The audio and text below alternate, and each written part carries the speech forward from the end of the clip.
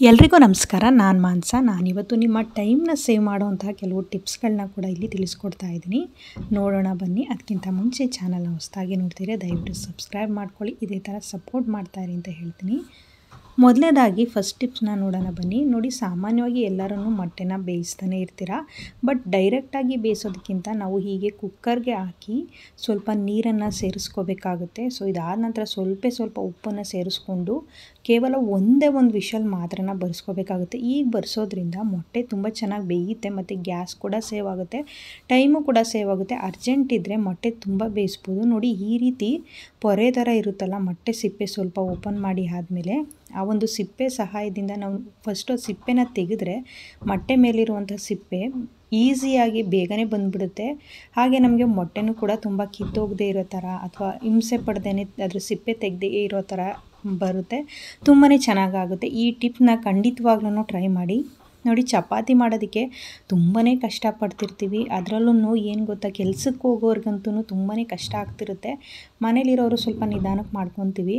But ಇಲ್ಲೇನಾಗುತ್ತೆ ಅಂತ ಹೇಳಿದ್ರೆ, ನಾನು ತಿಳಿಸ್ಕೊಡ್ತಾ ಇರೋದು, ಹೊರಗಡೆ ಹೋಗಬೇಕು ಅಂದಾಗ ನಿಮಗೆ ಟೈಮ್ ಇಲ್ಲದೆ ಇದ್ದಾಗ ಯಾವ ರೀತಿ ಈ ಒಂದು ಅಂದರೆ ಪುಟಾಣಿ ಇರುತ್ತಲ್ಲ, ಅದರದ್ದು ಈ ಥರ ಸಹಾಯದಿಂದ ಒಂದು ಪ್ಲೇಟ್ ಸಹಾಯದಿಂದ ಎಷ್ಟು ಈಸಿಯಾಗಿ ಚಪಾತಿ ಮಾಡ್ಬೋದು ಅಂದರೆ, ನೋಡಿ, ಸ್ವಲ್ಪ ಈ ಥರ ಎಣ್ಣೆನ ಸವರ್ಕೋಬೇಕಾಗುತ್ತೆ. ಜಾಸ್ತಿ ಸವರೋದು ಬೇಡ. ಸ್ವಲ್ಪ ಎಣ್ಣೆ ಸವರ್ಬಿಟ್ಟು ಅದ್ರ ಮೇಲೆ ಒಂದು ಪ್ಲೇಟ್ ಇಟ್ಬಿಟ್ಟು ಒಂದೇ ಒಂದು ಸಲ ಈ ರೀತಿ ಅಂದರೆ ಒಂದು ಟಚ್ ಕೊಟ್ಟರೆ ಸಾಕಾಗುತ್ತೆ. ಎಷ್ಟು ಈಸಿಯಾಗಿ ಚಪಾತಿ ಆಗೋಗುತ್ತೆ ಅಂತ. ನಮಗೆ ಯಾವುದೇ ಹಿಟ್ಟು ಸಹಾಯನೂ ಬೇಡ, ಟೈಮು ಕೂಡ ನಮಗೆ ಸೇವ್ ಆಗ್ತಾ ಹೋಗುತ್ತೆ.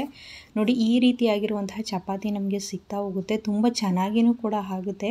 ಅಂದರೆ ಇದಕ್ಕೇನಂದರೆ ಹಿಟ್ಟನ್ನ ಸ್ವಲ್ಪ ನೀವು ಚೆನ್ನಾಗಿ ಹದವಾಗಿ ಅಂದರೆ ಸಾಫ್ಟಾಗಿ ಕಲಿಸ್ಕೊಂಡ್ರೆ ತುಂಬಾ ಚೆನ್ನಾಗಿ ಬರುತ್ತೆ. ನಾವು ಬೇಕಾದರೆ ಕೈಲೇ ಹಾಗೆ ಎಕ್ಸ್ಪೆಂಡ್ ಮಾಡ್ಕೋಬೋದು, ನಮಗಿನ್ನೂ ದೊಡ್ಡ ಸೈಜ್ ಬೇಕು ಅಂತ ಹೇಳಿದ್ರೆ. ನೋಡಿ ಎಷ್ಟು ರೀತಿ ಚೆನ್ನಾಗಾಗಿದೆ ಚಪಾತಿ ಅಂತ ಅಂದ್ಬಿಟ್ಟು. ಟೈಮು ಸೇವ್ ಆಗುತ್ತೆ. ಒಮ್ಮೆ ಟ್ರೈ ಮಾಡಿ ನೋಡಿ. ನೋಡಿ, ಇದೇ ಚಪಾತಿ ಹಿಟ್ಟನ್ನ ಈ ಥರ ಬಾಟಲ್ ಎಲ್ಲರೂ ಬಿಸಾಕ್ತಾನೆ ಇರ್ತೀರ. ಅದನ್ನು ಬಿಸಾಕೋ ಬದಲು ಯಾವ ರೀತಿ ಯೂಸ್ ಮಾಡ್ಕೋಬೋದು ಅಂತ ತಿಳಿಸ್ತಾ ಇದ್ದೀನಿ. ಇಲ್ಲಿಗೆ ಕಟ್ ಮಾಡ್ಕೋಬೇಕಾಗುತ್ತೆ. ನಾನು ತೋರಿಸ್ತಾ ಇದ್ದೀನಿ ನೋಡಿ. ಈ ರೀತಿ ಕಟ್ ಮಾಡ್ಕೊಂಡು ಆದಮೇಲೆ ಚಪಾತಿ ಹಿಟ್ಟನ್ನ ದೊಡ್ಡದಾಗಿ ಈ ಥರ ಮಾಡಿಕೊಂಡು ಮತ್ತು ಇದರಲ್ಲಿ ಉಂಡೆ ಹಾಕ್ಕೊತೀವಲ್ಲ ನಾವು ಚಪಾತಿಗೆ, ಆ ಉಂಡೆ ಹಾಕ್ಕೊಳ್ಳೋದಕ್ಕೆ ಎಲ್ಲ ಉಂಡೆನೂ ಅಷ್ಟೇ ಈಕ್ವಲಾಗಿ ಬರ್ತವೆ. ಈ ರೀತಿ ಮಾಡ್ಕೊಳ್ಳೋದ್ರಿಂದ ತುಂಬ ಚೆನ್ನಾಗಿ ಕೂಡ ಕಾಣಿಸುತ್ತೆ. ಮತ್ತು ಇದೇ ಥರ ಮೆಥಡ್ನ ನೀವು ಪೂರಿ ಮಾಡ್ತಾಯಿದ್ರೆ ಅದಕ್ಕೂ ಕೂಡ ಇದೇ ಮೆಥಡ್ ಯೂಸ್ ಮಾಡ್ಕೋಬೋದು. ಏಕೆಂದರೆ ಒಂದೇ ಸೈಜ್ ಬಂದಿರೋದ್ರಿಂದ ನಮಗೆ ಪೂರಿನೂ ಅಷ್ಟೇ ಚೆನ್ನಾಗಿ ಉಬ್ಬುತ್ತೆ ಮತ್ತು ಚೆನ್ನಾಗೂ ಕೂಡ ಬರುತ್ತೆ. ಮತ್ತು ಪಾನಿಪೂರಿ ಮಾಡಿದ್ರೂ ಅಷ್ಟೇ ಚಪಾತಿ ರೀತಿ ಹರಿದ್ಬಿಟ್ಟು ಈ ಥರ ಬಾಟಲ್ ಸಹಾಯದಿಂದ ರೌಂಡ್ಸ್ಗಳು ನಮಗೆ ರೌಂಡಾಗೂ ಬರುತ್ತೆ, ನೀಟಾಗೂ ಬರುತ್ತೆ, ತುಂಬ ಚೆನ್ನಾಗೂ ಕೂಡ ಆಗುತ್ತೆ. ಮತ್ತು ಈ ಥರ ಮಾಡೋದ್ರಿಂದ ನಾವು ಕೈಯಲ್ಲಿ ಮಿದ್ಯೋದು ಬೇಕಾಗಿಲ್ಲ, ತುಂಬಾ ಟೈಮ್ ಸೇವ್ ಆಗ್ತಾ ಹೋಗುತ್ತೆ. ಈ ಥರನೂ ಕೂಡ ಒಮ್ಮೆ ಟ್ರೈ ಮಾಡಿ ನೋಡಿ. ಮತ್ತೊಂದು ಟಿಪ್ಸ್ನ ತಿಳಿಸ್ಕೊಡ್ತಾ ಇದ್ದೀನಿ.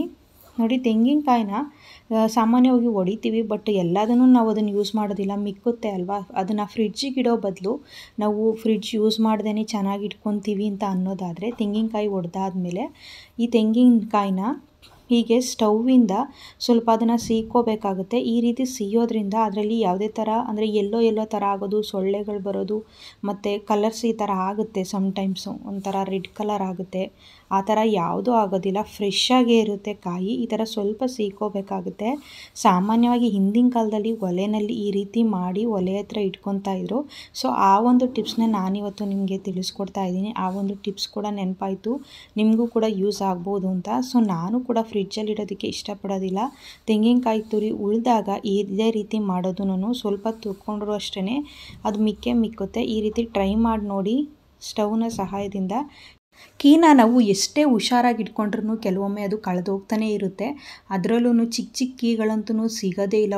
ಹುಡುಕಿ ಟೈಮು ವೇಸ್ಟು ಮತ್ತು ನಮಗೆ ಅಷ್ಟೇ ಟೆನ್ಷನ್ ಕೂಡ ಮಾಡ್ಕೊತೀವಿ ಕೆಲವು ಸತಿ ಕೀ ಸಿಗಲಿಲ್ಲ ಅಂದರೆ. ಸೊ ಏನು ಮಾಡಬೇಕಾಗುತ್ತೆ ಅಂದರೆ, ಈ ಥರ ಕೀ ಇದ್ದಾಗ ನಾವು ಒಂದು ರಬ್ಬರ್ನ ತಗೋಬೇಕಾಗುತ್ತೆ.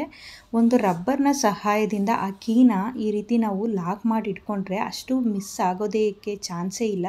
ಕೆಲವೊಮ್ಮೆ ಎಷ್ಟೇ ಹುಷಾರಾಗಿ ಪರ್ಸಲ್ಲಿ ಇಟ್ಕೊಂಡ್ರೂ ಅಷ್ಟೇ ಎಲ್ಲಿ ಬಿದ್ದೋಯ್ತು, ಎಲ್ಲಿ ಕಳೆದೋಯ್ತು ಅನ್ನೋ ಥರ ತುಂಬಾ ಫೀಲ್ ಆಗ್ತಿರುತ್ತೆ.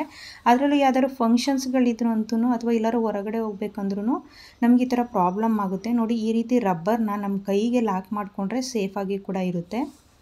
ಸಾಕ್ಸ್ಗಳು ಅಷ್ಟೇ ನಾವು ಏನು ಮಾಡ್ತೀವಿ ಅಂತ ಹೇಳಿದ್ರೆ ಕೆಲವೊಮ್ಮೆ ಸಾಕ್ಸ್ನ ಯೂಸ್ ಮಾಡೋದೇ ಇಲ್ಲ. ಈ ರೀತಿ ಫೋಲ್ಡ್ ಮಾಡಿ ಇಟ್ಕೊಂಡ್ರೆ ಅದು ಒಂದು ಅಲ್ಲಿ ಇಲ್ಲಿ ಹೋಗೋದಿಲ್ಲ. ವಾಶ್ ಮಾಡಿದ ತಕ್ಷಣವೇ ಒಣಗಿಸಿದ ಮೇಲೆ ಈ ರೀತಿ ತೊಗೊಂಬಂದು ನಾವು ಫೋಲ್ಡ್ ಮಾಡಿ ಇಟ್ಕೊಂಡ್ರೆ ತುಂಬಾ ಸೇಫಾಗಿರುತ್ತೆ, ಕಳೆದೋಗೋದು ಇಲ್ಲ. ಕೆಲವೊಮ್ಮೆ ಸಮ್ಮರಲ್ಲೆಲ್ಲ ನಾವು ಅಷ್ಟು ಯೂಸ್ ಮಾಡೋದೇ ಇಲ್ಲ. ಆ ಟೈಮಲ್ಲಿ ಎತ್ತಿಡಬೇಕಾಗುತ್ತಲ್ಲ, ಈ ರೀತಿ ನೋಡಿ ನಾನು ತೋರಿಸ್ಕೊಡ್ತಾ ಇರೋ ಥರ ಫೋಲ್ಡಿಂಗ್ ಮಾಡಿಬಿಟ್ಟು ಎತ್ತಿಟ್ಕೊಂಡ್ರೆ ತುಂಬಾ ಸೇಫಾಗೂ ಕೂಡ ಇರುತ್ತೆ ಸಾಕ್ಸು. ಈ ರೀತಿ ಫೋಲ್ಡ್ ಮಾಡ್ಕೋಬೇಕಾಗುತ್ತೆ. ತುಂಬಾ ಒಳ್ಳೆ ಈಸಿ ಮೆಥಡು, ತುಂಬಾ ಸೇಫಾಗಿಯೂ ಕೂಡ ಇರುತ್ತೆ. ಆರಾಮಾಗಿ ಕಬರ್ಡಲ್ಲಿ ಹಾಕ್ಬಿಟ್ರೆ ಫುಲ್ ಸೇಫಾಗಿರುತ್ತೆ. ನೋಡಿ ಲಾಸ್ಟಲ್ಲಿ ಈ ಥರ ಬರುತ್ತೆ ಅಲ್ವಾ, ಇದ್ರ ಸಹಾಯದಿಂದ ಆ ಫುಲ್ ಸಾಕ್ಸ್ನೆಲ್ಲ ನಾವು ಲಾಕ್ ಮಾಡ್ಕೋಬೇಕಾಗುತ್ತೆ ಸಾಕ್ಸ್ ಒಳಗಡೆ. ಒಮ್ಮೆ ಈ ರೀತಿ ಟ್ರೈ ಮಾಡಿ ನೋಡಿ. ಈ ಟಿಪ್ಸ್ ಅಂತೂ ತುಂಬಾ ಚೆನ್ನಾಗಿದೆ. ಅದರಲ್ಲೂ ಚಿಕ್ಕ ಮಕ್ಕಳು ಮತ್ತು ಮಕ್ಕಳಾಗಿರ್ಬೋದು, ದೊಡ್ಡವ್ರದ್ದು ಅಷ್ಟೇ, ಅಲ್ಲಿ ಇಲ್ಲಿ ಎಲ್ಲಿದೆ ಸಾಕ್ಸು ಅಂತ ಕೇಳೋದಕ್ಕಿಂತ ಮಕ್ಳುಗಳ ಸಾಕ್ಸು ಕಳೆದೋಗ್ತಿರುತ್ತಲ್ವ, ಈಗ ಮಾಡಿದ್ರೆ 2 ಸಾಕ್ಸೂ ಕೂಡ ಸೇಫಾಗಿರುತ್ತೆ. ಈ ವಿಡಿಯೋ ನೋಡಿ ನಿಮಗೆ ಯಾವ ಟಿಪ್ಸ್ ಇಷ್ಟ ಆಯಿತು, ಹಾಗೆ ಈ ವಿಡಿಯೋನೂ ಕೂಡ ನಿಮ್ಮ ಫ್ರೆಂಡ್ಸು ಫ್ಯಾಮಿಲಿಗೂ ಕೂಡ ಶೇರ್ ಮಾಡಿ, ಅವ್ರಿಗೂ ಕೂಡ ಯೂಸ್ಫುಲ್ ಆಗ್ಬೋದು. ಇದೇ ಥರ ಸಬ್ಸ್ಕ್ರೈಬ್ ಮಾಡಿ, ಇದೇ ಥರ ವೀಡಿಯೋಸ್ನ ಅಪ್ಲೋಡ್ ಮಾಡ್ತಾ ಇರ್ತೀನಿ. Thank you.